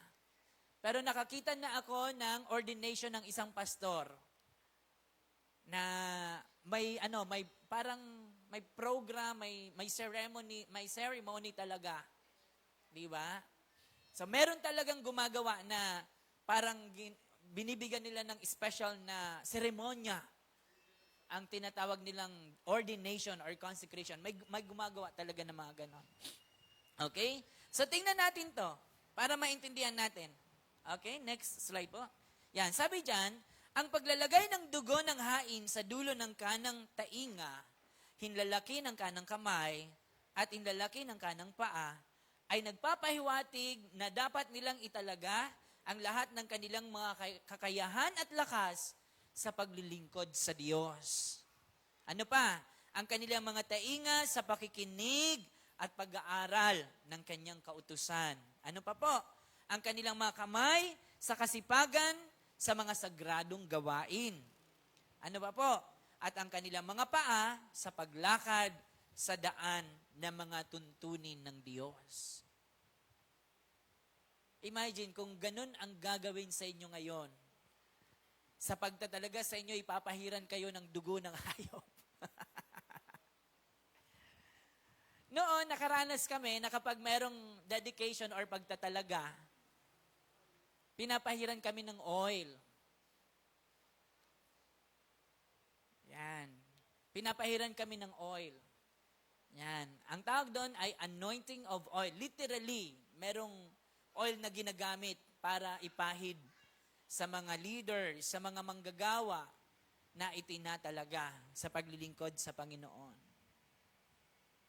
Nandyan pa po ba tayo? So dito makikita natin, ang pagtatalaga kay Aaron at sa kanyang mga anak ay nagpapakita, nagbibigay sa atin ng idea. Sabihin natin, idea. Yan, nagbibigay sa atin ng kaisipan na seryoso ang Diyos sa kanyang kabanalan. Sabihin natin, seryoso ang Diyos. Imagine, hindi basta sinabi lang, Moses, sabihin mo kay Aaron at sa kanyang mga anak na itinatalaga ko sila bilang mga saserdote ng bansang Israel. Hindi ganun lang. May ceremony. May ritual. Di ba? Bakit? Ibig sabihin, hindi basta. Ito ay pagpapakita ng kaseryosohan ng Diyos sa pagbibigay niya ng gampanin sa kanyang mga lingkod. Kung seryoso ang Diyos sa kanyang ginagawa sa pagbibigay sa atin ng gampanin, ang tanong, ikaw, gaano ka kaseryoso sa gampanin na ibinigay sa iyo ng Panginoon? Kung kami ay pastor, gaano kami kaseryoso sa aming gampanin bilang mga pastor? Kung ikaw ay leader, manggagawa ng iglesia, kung ikaw ay deacon, kung ikaw ay elder, kung ikaw ay ano ang gampanin mo sa gawain ng Panginoon? Gaano ka kaseryoso sa ibinigay sa iyo na gampanin ng Panginoon? Kasi yung iba hindi seryoso eh. Di ba? Wala lang. Basta magawa lang niya yung sinasabi niyang gampanin niya. Di ba? Pero gaano ka committed, gaano ka ka-devoted sa gampanin na ibinigay sa iyo ng Panginoon, since seryoso ang Diyos pala sa pagbibigay sa iyo ng tungkulin. Di ba? Kasi imagine kung sa gawain ng Panginoon hindi natin nasiseryoso, tapos maseryoso tayo sa ibang bagay. Sa trabaho, pinagbubuti mo yung trabaho mo para makatanggap ka ng promotion at ma-increasean ka ng sweldo. Ganon, di ba? Huwag niya sabihin sa akin, hindi ganon sa trabaho. Okay lang na pahapay-hapay. Hindi. Di ba? Papasok tayong maaga, hindi tayo magpapalate. Ano pa? Gagawin talaga natin yung ating kung ano yung trabaho mo doon. Hindi ka tutulog-tulog doon dahil pag naabutan kang tutulog-tulog, ikaw ay pwedeng sasantihin sa trabaho. Tama po ba? Okay.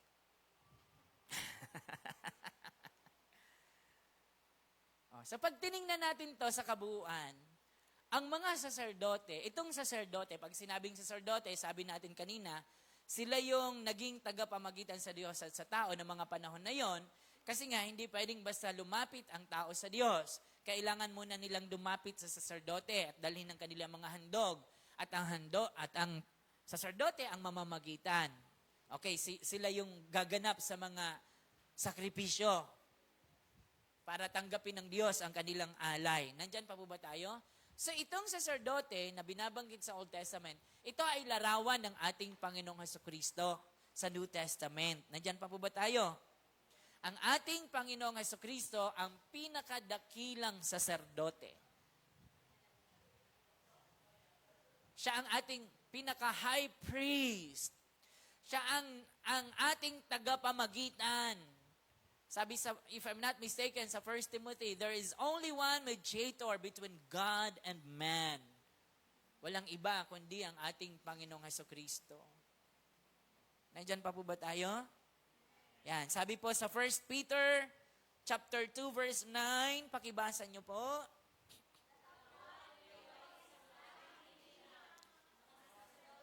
Yan.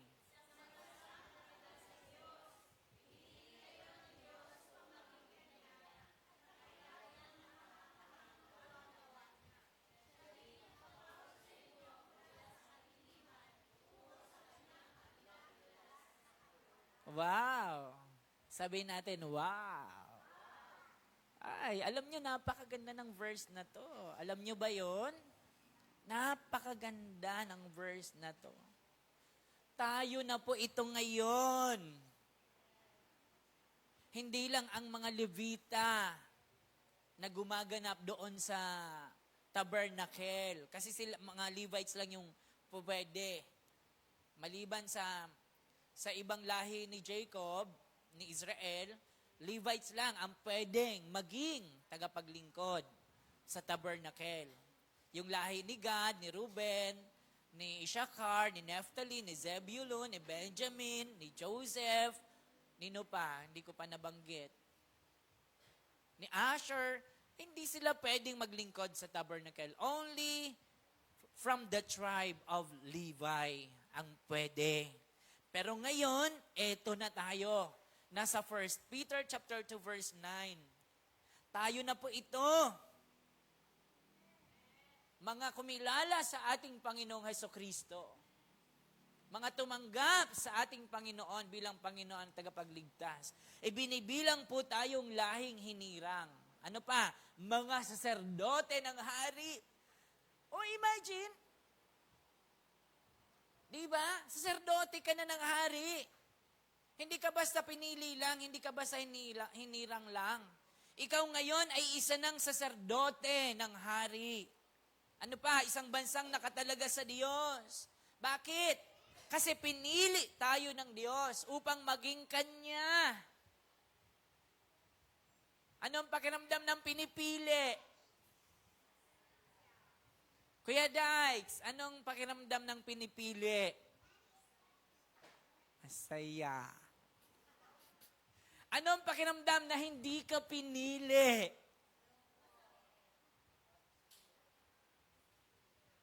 Di ba yung asang-asa kang pipiliin ka, pero hindi ikaw ang pinili? Masakit yun, pero ito, pinili ka ng Diyos para maging Kanya. Oh. At hindi ka lang basta pinili, hindi natatapos doon sa, ikaw akin ka. Akin ka. Ika'y akin. Hindi natatapos doon sa pagpili sa iyo ng Diyos upang maghayag ng kahangahangang gawa niya. Sabihin natin, maghayag. Sabihin natin, kahangahangang gawa ng Diyos. Ano ba pag sinabing ihayag? I-pronounce, i-declare, sabihin, ipangalat, ipamalita ang gawa ng Diyos sa buhay mo. Nahihiya tayong magpatotoo ng pasasalamat sa Diyos kung anong ginawa ng Diyos sa atin. Di ba, Kuya Ronnie, no? Nagpapasalamat po ako sa Diyos kasi, ano bang ginawa ng Diyos sa iyo? Paano mo siya ipapahayag? Yung kahangahangang gawa ng Diyos sa buhay mo. Di ba? Alam nyo kung bakit kailangan nating ipahayag yung mga ginawa ng Diyos sa buhay natin. Kasi pwedeng may makarinig sa sinasabi mo o pinapahayag mo at ito po ay magiging pagpapala sa kanila. Amen? O imaginein mo, ang sabi dyan, dati tayo'y nasa kadiliman. Ba't ka nasa dilim? Diba? Ba't ka nasa dilim? O, dati tayo'y nasa kadiliman. Ngunit ngayon ay nasa liwanag na. Yung mga nasa dilim kasi, nagtatago yan. Ano ang pag nagtatago? May kasalanan, may itinatago, may ayaw ipakita. O, dati ganun tayo. Dahil sa kasalanan, nakakahiya kayang sabihin kung ano ang kasalanan. Diba? May kasalanan ba tayong binubunyag natin? Pinopronounce ba natin? Hinahayag ba natin siya? Diba? Tinatago natin kasi nakakahiya. O kaya tinatago natin yung kasalanan natin kasi nakakahiya i-broadcast. Ngayon, hindi na masyado. Nakapost na sa Facebook. Diba? Ganun ang tao ngayon. Pero, pakisabi sa iyong katabi, iba ka sa iba. Lagi ko yan sinasabi, iba ka sa iba. Tandaan niyo po yan. Hindi ka na yung dati. Ikaw ay pag-aari na ng Diyos. Pinili ka na ng Diyos. Ikaw ay Kanya na. Ikaw ay pinili niya. Ikaw ay hinirang niya. Ikaw ay saserdote niya na. O, dati mga saserdote lang na itinilaga ang pwedeng mamagitan. Ngayon, may tagapamagitan tayo sa Panginoon, ang Panginoong Jesucristo. At ikaw, pwede na rin mamagitan, mag-intercede. Ang ibang salin ng pamamagitan ay intercession. You can pray for others. You can intercede for others. You can stand in the gap.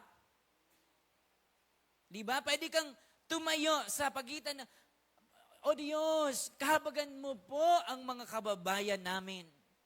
So namamagitan ka. Nagpipray ka para sa iba. Parang si Ate Irene, namamagitan siya para sa kanyang mga anak. O Diyos ko, ako'y wala sa bahay po. Bagyo ang mga anak ko'y kahabagan ninyo. Tulungan, ingatan, pangalagaan po ninyo siya. Ganun ang pagtitiwala sa Diyos. Matapos mong sabihin, Panginoon, ingatan mo po si Alexander at si Trixie, wala po ako doon. Sabi niya, ay, sarap ng tulog niya. Ganun ang pagtitiwala sa Diyos. Hindi yung nag-pray ka na, Panginoon, si Alexander po, tsaka si Trixie, naku po, Diyos ko, hindi ako makapagkatulog kung ano na nangyari sa mga anak ko. Diyos ko po.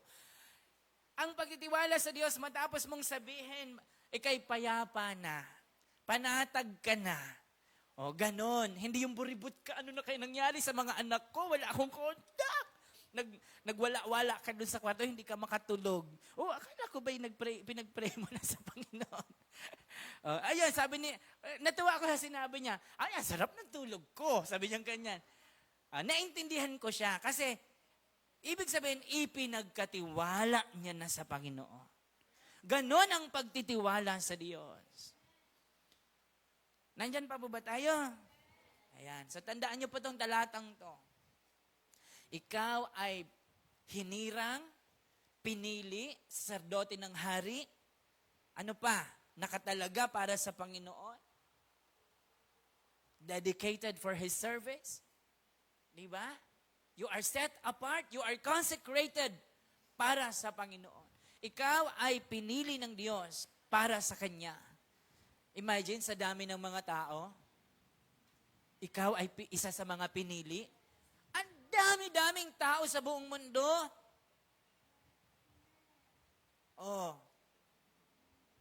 Kaya kung naiintindihan ito ng mga tao, maraming taong maglilingkod sa Panginoon. Maraming taong magpapasalamat ngayon sa Panginoon. Bakit? Kasi hindi sila binaha, hindi sila inabot ng baha, hindi natuklap ang bahay nila. Pero dahil hindi nila yun naintindihan, nagpe-Facebook sila ngayon, nanonood sila ng TV ngayon, nag-Netflix sila ngayon. Pero kung naintindihan nila, marami ang magpapasalamat sa Diyos.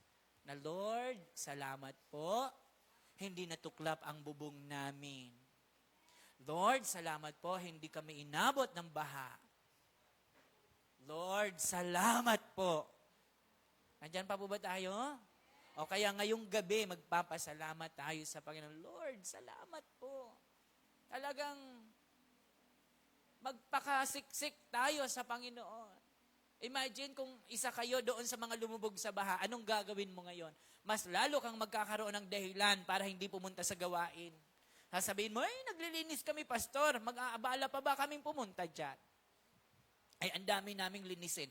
Maiintindihan kami ng Diyos. Imagine niyo yon kung naiintindihan mo ang iyong sinasabi. Di ba?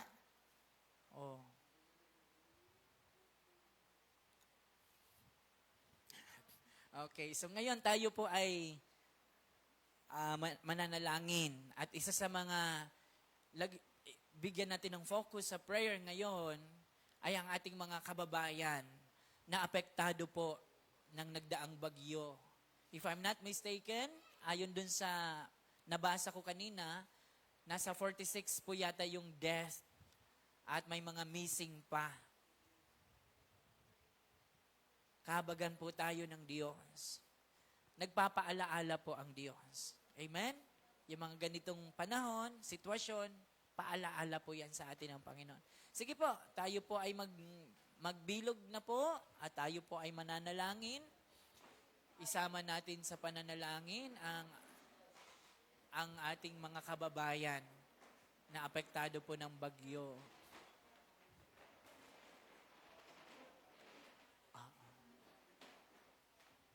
Si Totoy ay nahingi ng panalangin para sa kanyang tatay. Pakisama sa prayer. Na-stroke daw ang tatay niya. Sa pakisama niyo po. Na-stroke. Oo. Sige, pagpipray natin. Oo. Pakipaupo niyo si Totoy sa upuan.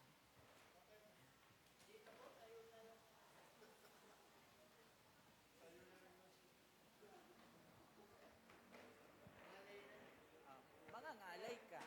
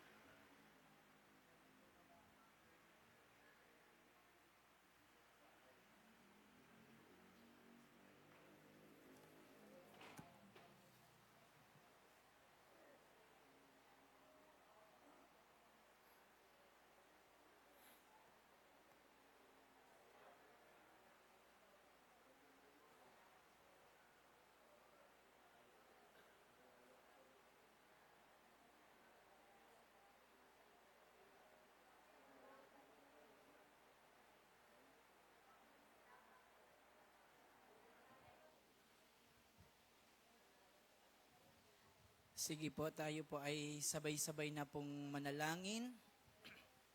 Hallelujah. Hallelujah.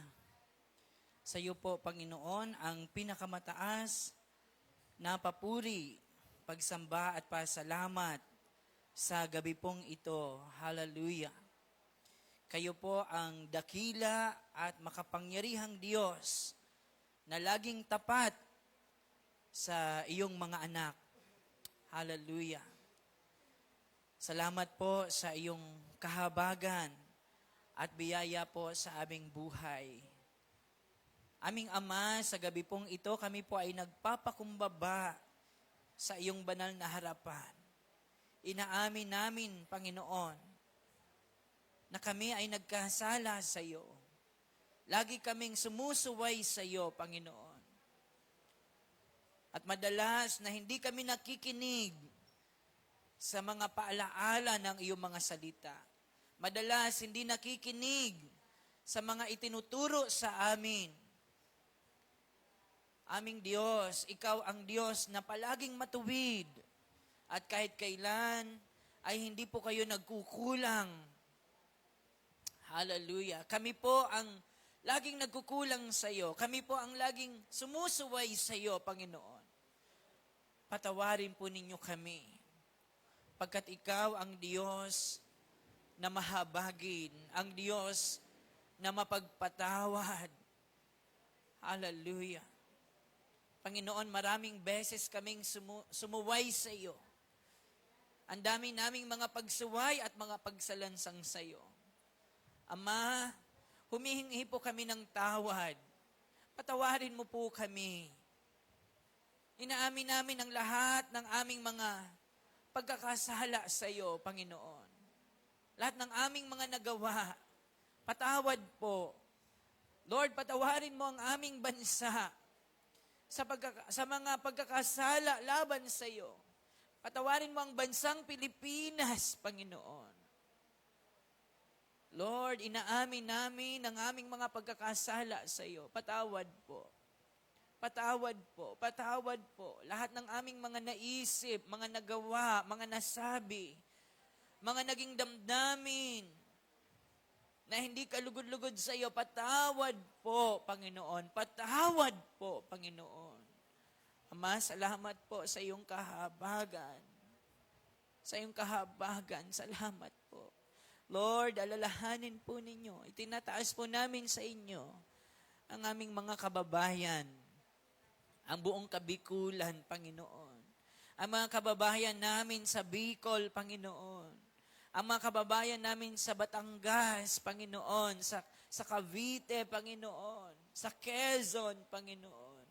Lord, yung mga kababayan namin na apektado po ng bagyo at mga pagbaha, Panginoon. Lord, nakikita mo ang lahat ng ito. Ang lahat ng mga nangyari ay hayag sa iyo. Alam niyo po, Panginoon, ang mga sitwasyon ng mga tao, lalo na ng iyong mga anak na naapektuhan po ng bagyo, Panginoon. Sila na nawala ng mga bahay, nawala ng mga mahal sa buhay, wala silang pagkain ngayon, Panginoon. Sila na mga nasa evacuation centers, Panginoon. Lord, we pray in the name of Jesus, sa kahabagan mo po sa kanilang mga buhay, Panginoon. Salamat po sa pagtugon at pag-abot niyo po sa kanilang mga pangangailangan sa mga panahon na ito. Salamat sa mga taong ginagamit mo po para maabot, maibigay ang tulong na kanilang mga kailangan sa mga panahon na ito. In the name of Jesus.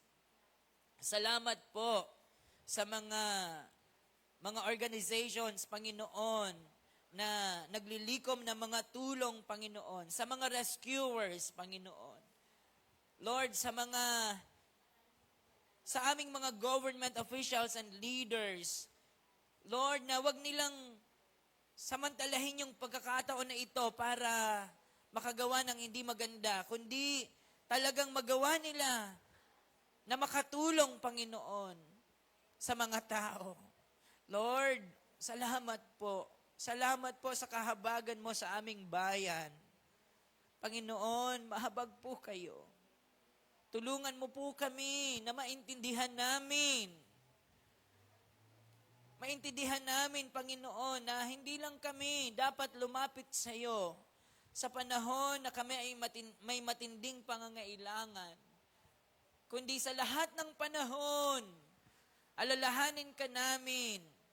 Sa lahat ng panahon, O Diyos, ay tulungan mo kami na lumapit sa iyo, makalapit sa iyo, na magtiwala sa iyo, Panginoon. Sapagkat sa lahat ng panahon, tunay na ikaw ang Diyos namin. Salamat po, Ama, na ikaw ang Diyos na may kontrol ng lahat ng bagay.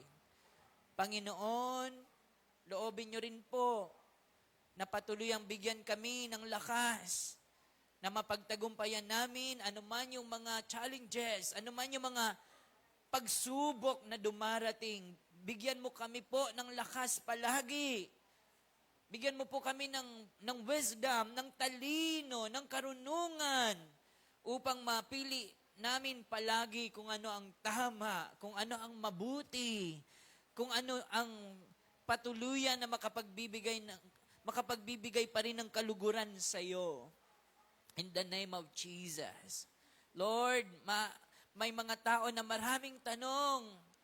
Pero Lord, salamat po, tinutulungan mo kami na maintindihan namin, O Diyos. Maintindihan namin yung mga nangyayari sa aming panahon ngayon, na ikaw ang Diyos na nagpapaalaala sa amin.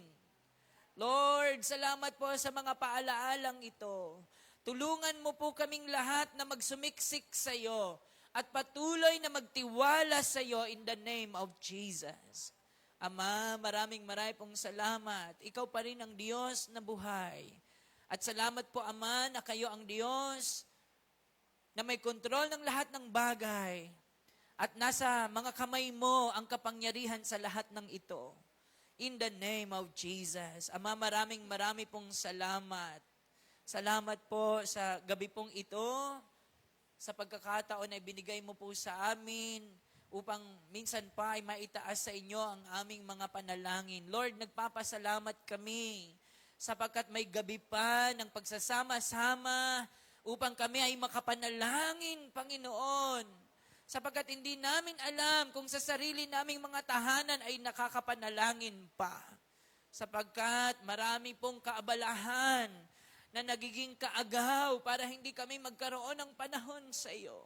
Lord, thank you for this moment, Lord God.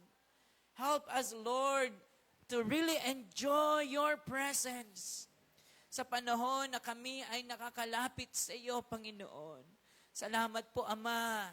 May gabi pa ng pagsasama-sama para kami ay makapanalangin sa iyo in the name of Jesus. Lord, tunay nga kung maiintindihan lang namin kung gaano kahalaga ang time ng pakikipagniig sa iyo. Lord, nagpapasalamat kami sapagkat patuloy naming nararanasan ang iyong biyaya at habag sa aming mga buhay. Kung maiintindihan naming mabuti, Lord, hindi na namin kailangan makarinig pa ng mga paalaala at encouragement para lumapit sa iyo, kundi kami mismo ay magkukusa na lumapit sa iyo. Kami mismo ay magkukusa na manalangin sa iyo, Panginoon. Sapagkat tunay nga po na ikaw ang higit naming kailangan sa buhay na ito. Ama, marami pong salamat. Gayon din sa patuloy na pagbibigay mo po sa amin at pahiram na buhay at lakas. Dahil kung hindi dahil sa biyaya mo at habag, Lord, hindi rin kami makakaakyat sa lugar na ito. Nagpapasalamat kami, Ama, sa kahabagan mo sa aming mga pamilya, sa aming mga mahal po sa buhay. In the name of Jesus. Lord, salamat din po sa pagtugon at pag-abot niyo po sa aming pong mga pangailangan. Lord, bless Miracle of Life Family, Panginoon. Maging ang aming mga kapatiran sa ibang fellowship. In the name of Jesus. Pagpalain mo ang aming Daddy Bishop sa kanyang biyahe papuntang Tacloban. We pray, God, for your divine protection in the name of Jesus. Salamat po sa biyaya mo po at habag, Panginoon. Patuloy mong lingapin ang kanyang sambahayan, ang kanyang mga anak, mga apo at mga manugang, gayon din po ang bawat isa sa amin, ang aming pamilya, Panginoon, na nire-represent namin ngayong gabi, alalahanin po ninyo kaming lahat in the name of Jesus. Panginoon, iligtas po ninyo kami at ilayo sa anumang kapahamakan, sa anumang panganib, sa anumang karamdaman, in the name of Jesus. In the name of Jesus. Ama, alalahanin nyo rin po ang Formanes family, Panginoon, ang pamilya ng mga naulila ni Ellery, Panginoon. We pray, God, in the name of Jesus, for thy comfort upon them. Yakapin mo po sila sa mga panahon na ito. Sa kanilang pagdadalamhati, alalahanin mo po sila, Panginoon. Ang biyaya mo po at habag, ang kanila pong maranasan sa mga panahon na ito, maging ang bawat isa sa amin. Tulungan mo po kami, Panginoon, na magsumiksik sa iyo in the name of Jesus. Magpakatatag sa iyo, magpakalapit-lapit sa iyo, Panginoon. Lord, salamat po. Ikaw pa rin ang Diyos na mabuti. Hallelujah. We bless you, Father. We thank you so much, Father. We give you praise. We give you honor and glory, O God. Hallelujah. Thank you, Father. Thank you, Holy Spirit. In Jesus' name we pray. Ang lahat po ay magsabi ng Amen. Amen.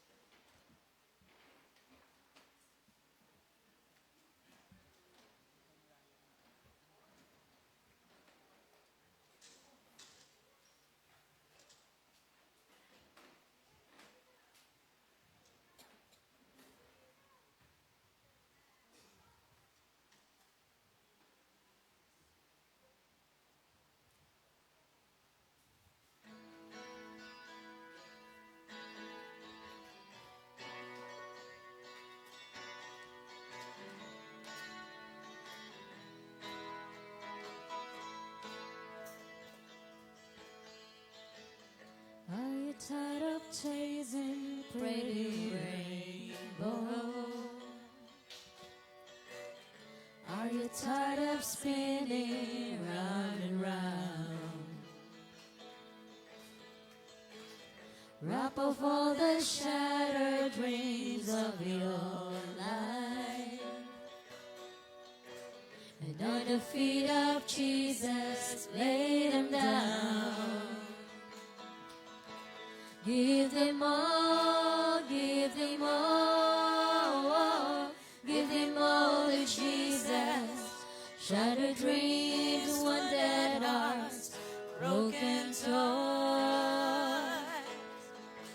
Give them all, give them all, give them all to Jesus, and He will turn your sorrows into joy,